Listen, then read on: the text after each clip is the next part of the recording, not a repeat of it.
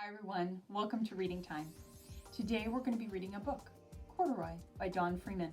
So sit back, get comfy, and let's read together. Corduroy is a bear who once lived in the toy department of a big store. Day after day, he waited with all the other animals and dolls for somebody to come along and take him home.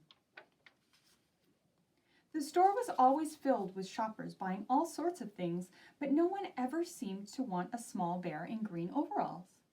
Then one morning, a little girl stopped and looked straight into Corduroy's bright eyes. "Oh, Mommy," she said, "look, there's the very bear I've always wanted." "Not today, dear," her mother sighed. "I've spent too much already. Besides, he doesn't look new. He lost the button to one of his shoulder straps." Corduroy watched them sadly as they walked away.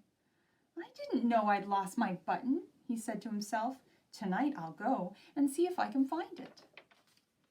Late that evening, when all the shoppers had gone and the doors were shut and locked, Corduroy climbed carefully down from his shelf and began searching everywhere on the floor for his lost button. Suddenly, he felt the floor moving under him. Quite by accident, he had stepped on an escalator, and he went up. Could this be a mountain, he wondered? "I think I've always wanted to climb a mountain." He stepped off the escalator as it reached the next floor, and there before his eyes was a most amazing sight. Tables and chairs and lamps and sofas and rows of beds. "This must be a palace," Corduroy gasped. "I guess I've always wanted to live in a palace." He wandered around admiring the furniture. "This must be a bed," he said. "I've always wanted to sleep in a bed." And up he crawled onto a large, thick mattress. All at once he saw something small and round. "Why, here's my button," he cried. And he tried to pick it up, but like all the other buttons on the mattress, it was tied down tight. He yanked and pulled with both paws until pop! Off came the button, and off the mattress Corduroy toppled. Bang! Into a tall floor lamp. Over it fell with a crash.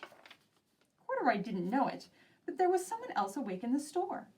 The night watchman was going his rounds on the floor above. When he heard the crash, he came dashing down the escalator. "Now who in the world did that?" he exclaimed. "Somebody must be hiding around here."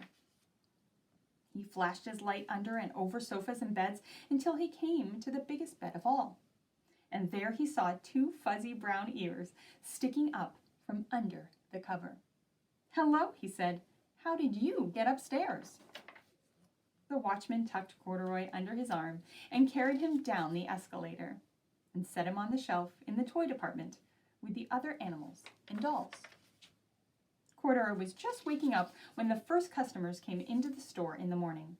And there, looking at him with a wide, warm smile, was the same little girl he'd seen only the day before. "I'm Lisa," she said, "and you're going to be my very own bear. Last night I counted what I'd saved in my piggy bank, and my mother said I could bring you home." "Shall I put him in a box for you?" the saleslady asked. "Oh, no, thank you," Lisa answered, and she carried Corduroy home in her arms.